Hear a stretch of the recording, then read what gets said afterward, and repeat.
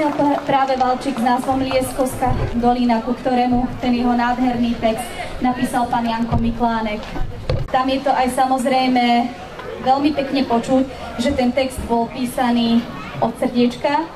A ako sa spievalo v tej úplne poslednej slohe, že udržujme zvyky otcov a materí a že máme tak naozaj nádhernú tú dolinku našu Lieskovskú a ten náš rodný kraj, tak o tom svedčí aj to, že dnes na takejto krásnej akcii, ktorú veľká vďaka organizátorom, ktorí jej venovali množstvo času a energie, navštevuje čoraz viac milých, usmiatých ľudí, slávi veľký úspech a ako sme mohli vidieť, aj pokiaľ bolo cez tú našu krásnu dolinu ten sprievod alebo spanilá jazda veteránov, tak bolo nádherne vidieť, že sme sem pritiahli skutočne návštevníkov celého Slovenska. Mohli ste vidieť ešpezetky Levické, Komárno, z Čiech tam nejaká bola, Ilava, Púchov, takže je to naozaj výnimočné a krásne.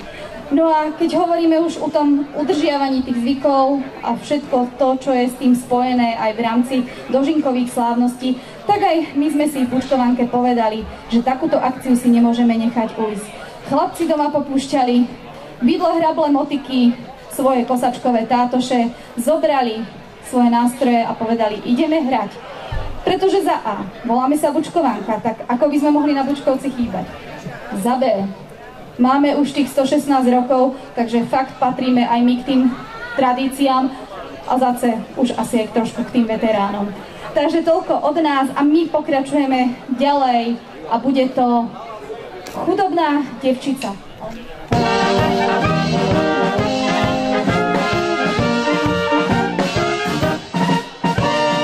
Chudobná devčica, našla si frajera, když pásl koníčky pánského majera, když pásl koníčky pánského majera.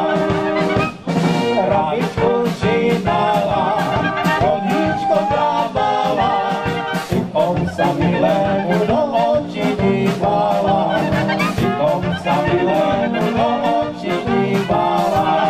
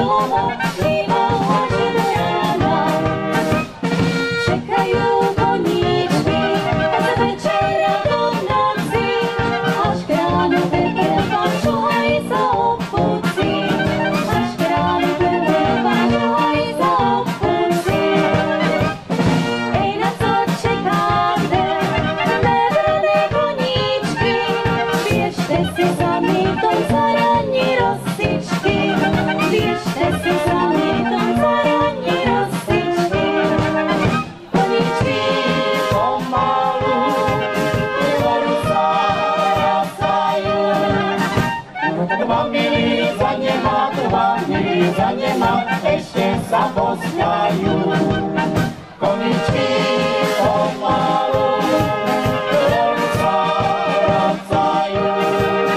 2 dny za nema, 2 dny za nema, ešte sa poskajú.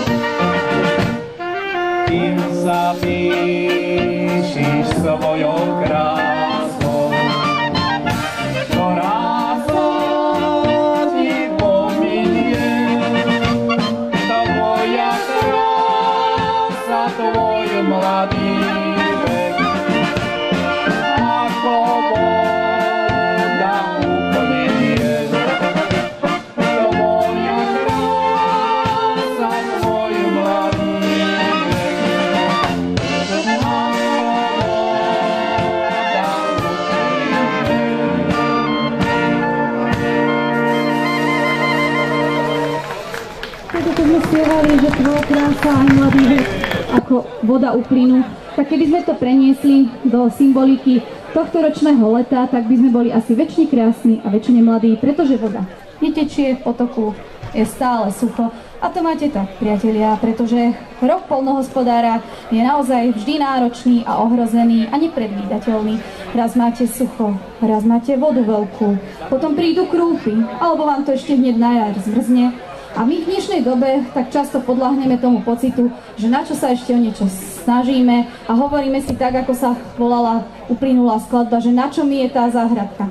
No na čo, povedzte. Aj vy si to tak občas hovoríte, ktorí máte záhradku. Však hovorím vám z duše. Každý si povie, ja už na budúci rok nezasadím, ako bolo vo filme Krávku prodám, ale nie. Nemôžeme sa vzdávať, lebo naši predkovia to mali, priatelia, úplne, ale že úplne rovnako. Nikdy nevedeli, aký bude rok, s čím sa budú pasovať a čo im zhatí úrodu. Naozaj tieto chlebové témy sú náročné, hoci sú pre život nepostradateľné. A my si môžeme len zaželať, aby či už v Lieskovskej doline, alebo v akejkoľvek inej doline na Slovensku, ale aj na svete, bolo vždy úrody dosť. Aby sme mali čerstvý a voňavý chlieb na stole, aby sme si ho mali aj za čo kúpiť. No, ale vráťme sa späť k tej našej bohatej úrode, ktorá je tu za nami naskladaná a zahrajme si aj také tematicky zase na toto v Tombučkovskom šírom dvore.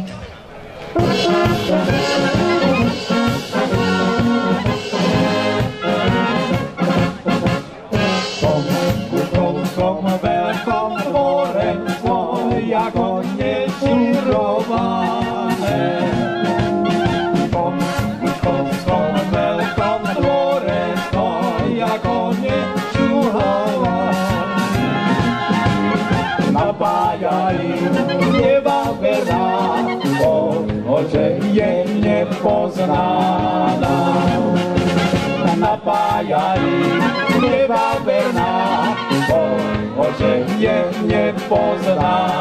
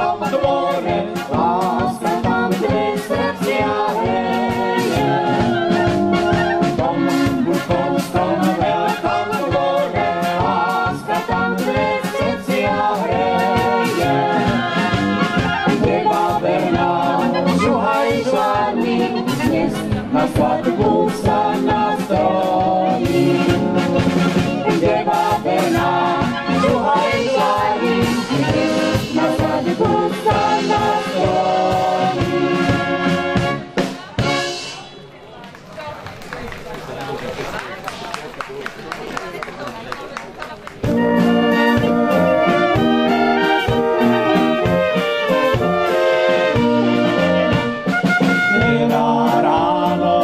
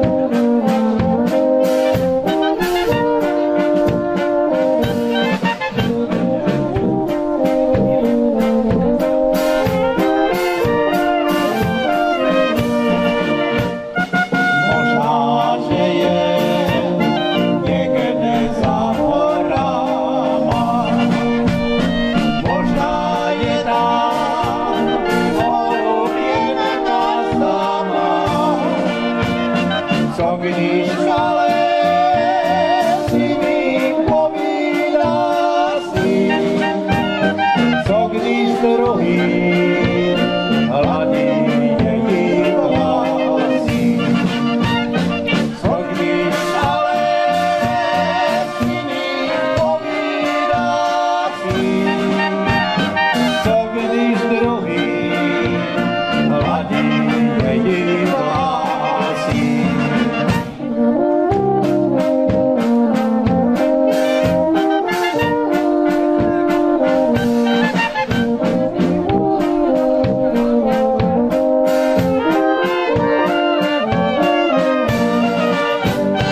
Tak já si tě, holuběnko, najdu.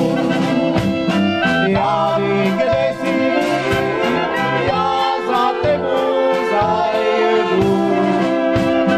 Zajdu si já v tobě prohuběnku.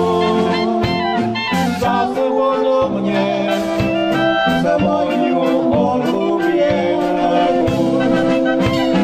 Zajdu si já v tobě prohuběnku. Zazvonu mě svoju holuběnku. Holubienka v podaní našich spevákov Jožka Podradského, Stana Baláža, takisto roduverných a pravoverných Pieskovanov. Priatelia, takáto akcia sa vždycky rozbehne úplne úspešne a častokrát sa konáva až do rána. My z našich pochôdzok po rôznych kútoch Slovenska aj Čiech to veľmi dobre poznáme, ako to býva na kultúrnych akciách. Horšie je, keď niekedy trvajú ešte aj v nedeľu a potom oveľa horšie je v pondelok ráno. To sa naozaj nikomu nechce ísť ani do roboty, ani do školy, ani nikam. Akurát, kto je najčulejší vždy, je náš kapelník Jožko Dedík, tam ho vidíte, ktorý ako náhle dohráme, či už v sobotu alebo v nedeľu, už v pondelok ráno obvoláva všetkých, zvoláva skúšku, vymýšľa nový program, takže on naozaj nikdy nespí a aj jemu, ale samozrejme aj vám všetkým, venujeme nasledujúcu skladbu Za pondelka ráno.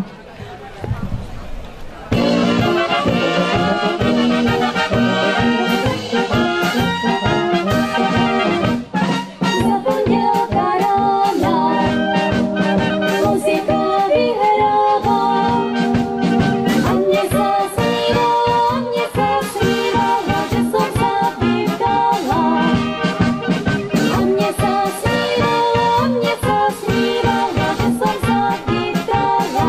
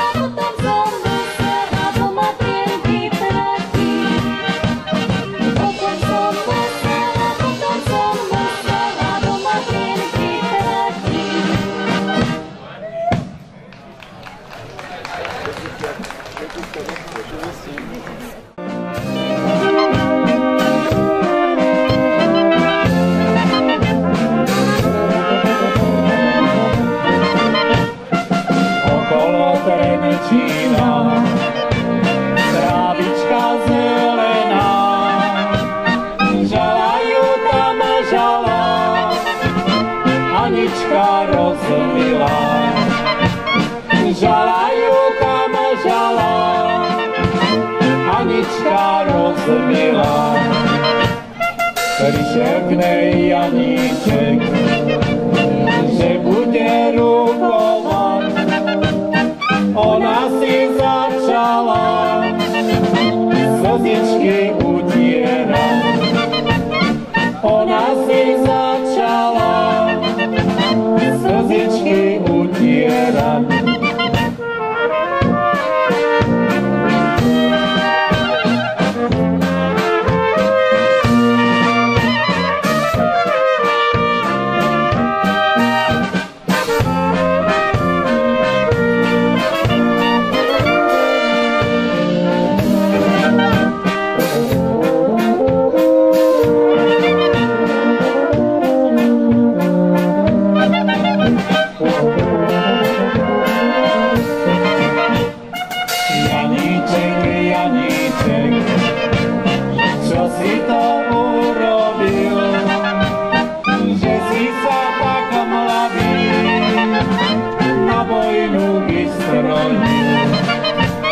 Že si sa tak mladý na vojnu vystrojil.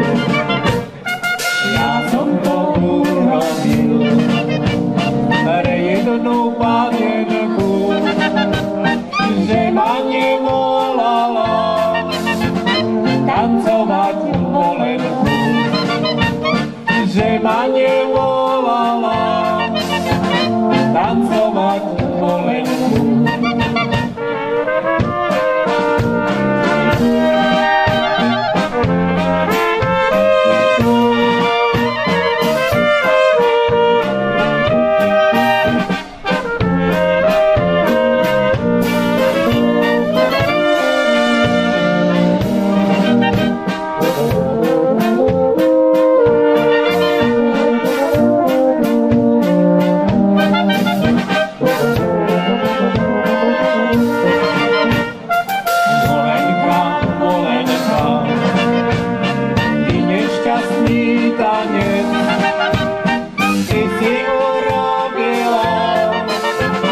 Naše